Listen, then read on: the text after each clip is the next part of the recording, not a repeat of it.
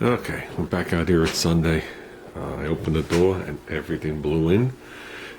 Let's take apart this crane and get all these leaves out. Well, swept up and picked up because this is going to blow back in.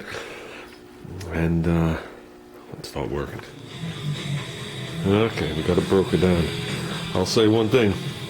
They don't build them like this anymore.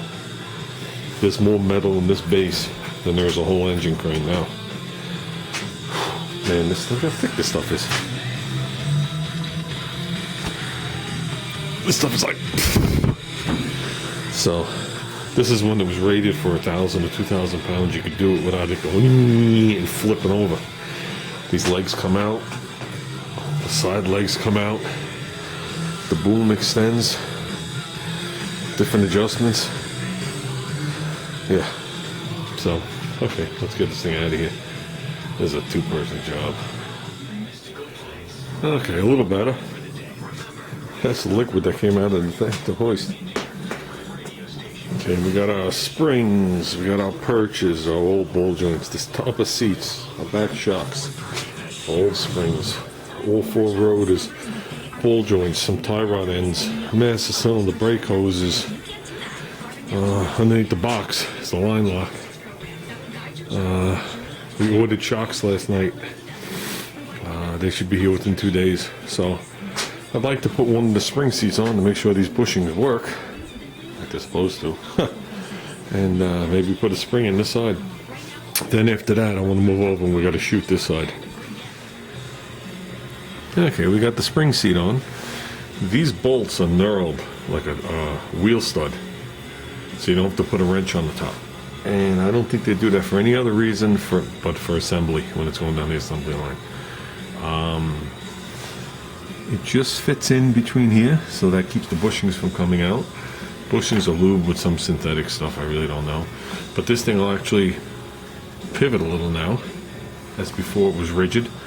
Eventually down the road it'll probably start to squeak. We'll put the ball joint in after we get the spring in. So let's put the seat all the way down. Tilt this back so it's level, and there's a little notch here for the pigtail of the spring that goes towards the back. These two holes in the center here are for the shock, which obviously we don't have.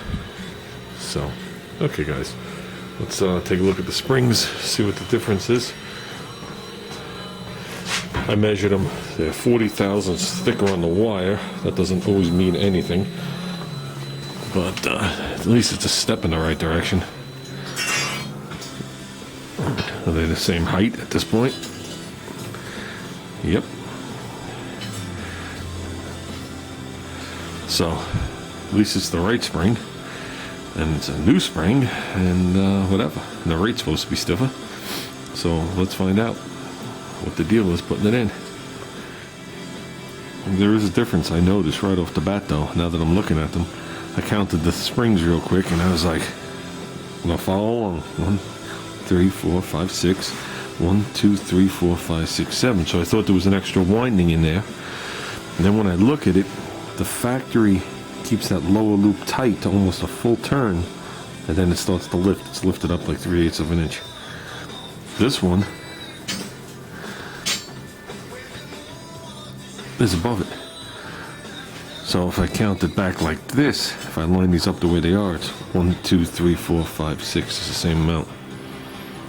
Okay, where this ends and this ends are in two different spots to this one. But then when I look at this one, yeah, these are similar, but they're different. This upper perch is universal, fits anywhere. The lower pigtail has to fit into a spot.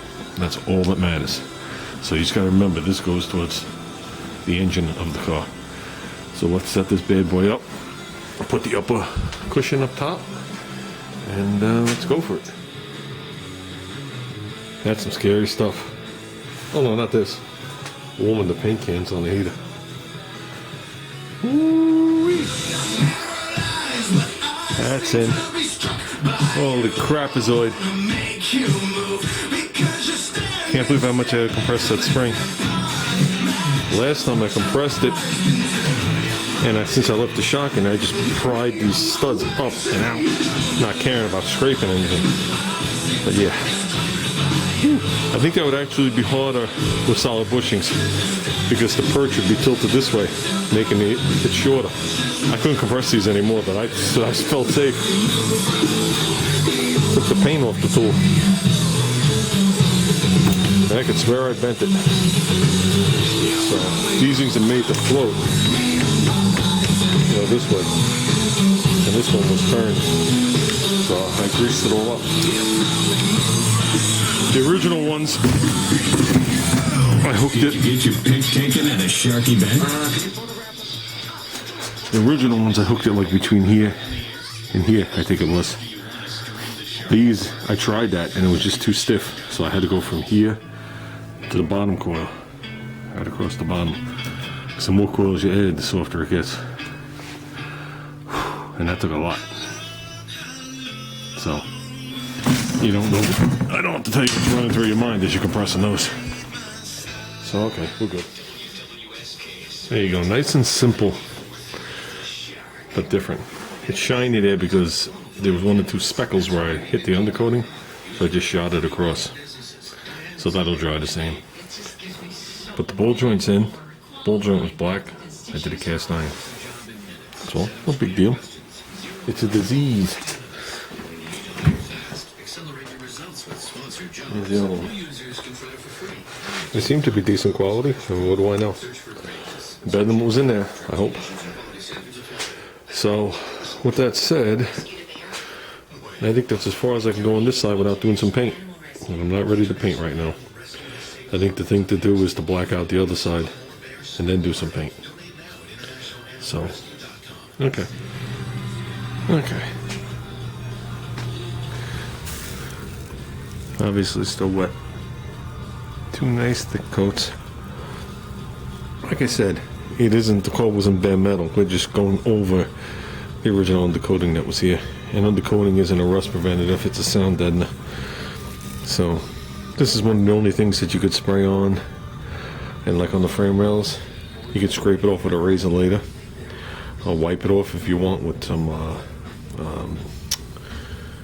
wax and grease remover. I'll take it off. So, and it just covers up everything, makes it look uniform. Nice satin. It's good enough for us, at least on this one. So, okay, there's number 2. Let's put the bowl joint in. Dealing with this while everything's still wet, but no biggie. Okay, that's about it. Something came today, believe it or not. On Sunday we're going to open it in about 30 seconds, but this is the final product. This is more realistic than the other side because it already flattened out except for around the ball joint. Okay, we got the spring perches in with the new bushings, the ball joint, everything blacked out. The only thing I did different was I left this body color. The other one I put black across it. Doesn't matter either way. I realized that after I painted it. Not a biggie. So, this one's got to die down. I had the joints in. That's it.